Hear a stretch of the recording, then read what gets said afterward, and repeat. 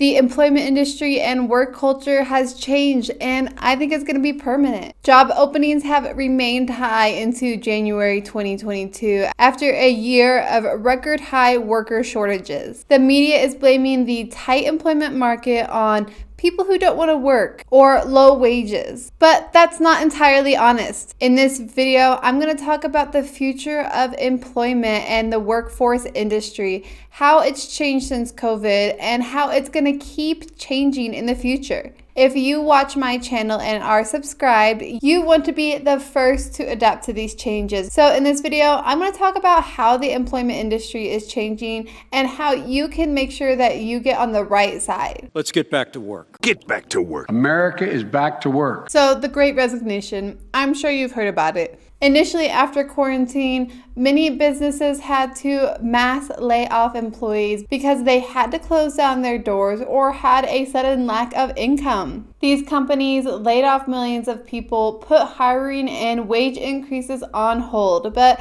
of course the rubber band bounces back and forth. Only 6 months later, at the end of 2020, there were millions of job openings and many left open or vacant for months at a time. Many of these same workers that were laid off refused to go back to their old jobs, and others simply decided that their job wasn't the right job for them. We haven't seen a quit rate this high since 2000, when the Bureau of Statistics began this current data series. So why are people quitting their job and refusing to take new jobs? Well, before 2021 in the Great Resignation, you had early 2020, the year jobs went away. Many people found out they were not valuable employees in their company as millions were laid off from their job with little notice. The American culture encourages everyone to put everything into their job. But thanks to COVID, a lot of people found out that the effort they put in was not worth it in the end. And if you didn't get laid off, you know someone that got laid off or heard the horror stories. A lot of people realized they didn't want to work in the office anymore, but not a lot of companies followed with that change in culture. Before COVID, the average American spent 54 minutes a day commuting to work. They went into an office surrounded by other people that they didn't get to pick out specifically, but they have to spend their time with now. They had to pack lunch beforehand or get expensive prepared food from a restaurant. And people decided that they want more choice and more freedom. These job seekers are approaching the job market differently, clearly not applying for the same jobs that they had been applying to in the past, often low-paying jobs with little flexibility. And it seems that this cultural change is exclusive to the job market. Just kidding.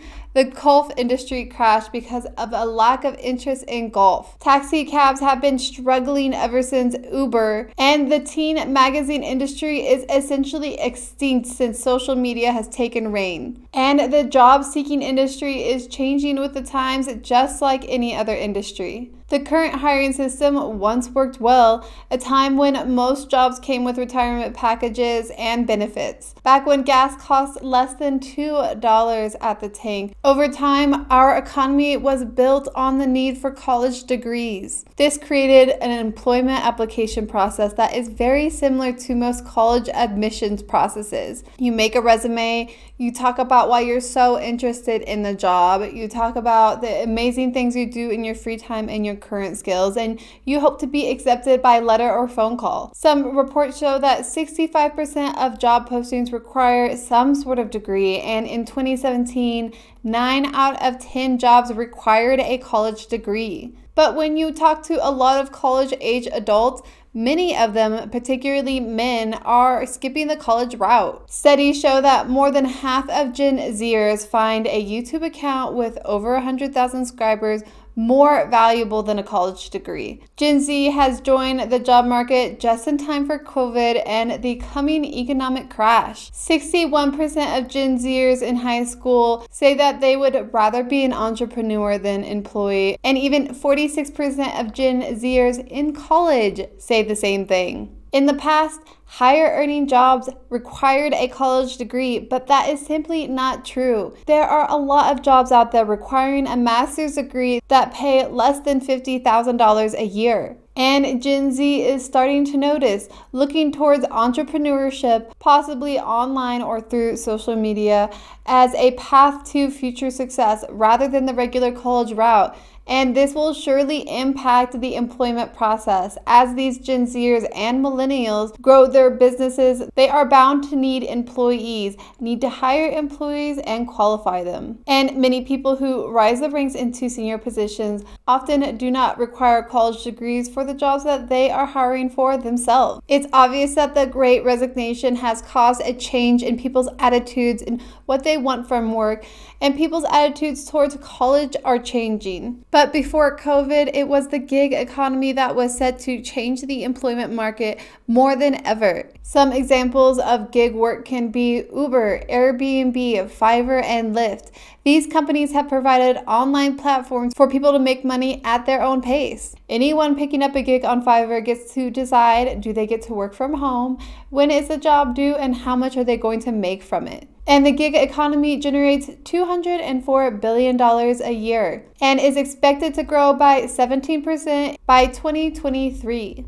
Of course, COVID majorly impacted the gig industry. Quarantine happened and everything closed down. So a lot of those workers that got laid off, well, they went onto Fiverr or some other platform and looked for gig work or learned new skills so they could find some gig work. This newer generation of workers no longer expect a 9-to-5 office job and are often more interested in self-managed leadership, work flexibility, and project-based assignments. Large companies like Uber have already adapted, creating project-based work cycles, self-managed leadership opportunities, and of course, a lot of flexibility in where people can work. And companies who don't adjust with the changing expectation or wants from employees are bound to have difficulty with hiring and employee retention. So we have a lot of factors that are going to change the employment industry and work culture in general. The Great Resignation, which caused a changing attitude in work environments, changing attitudes towards college, and the gig economy. But the final nail in the coffin will be the aging out of boomers in the workplace. Boomers are people born between 1946 and 1964.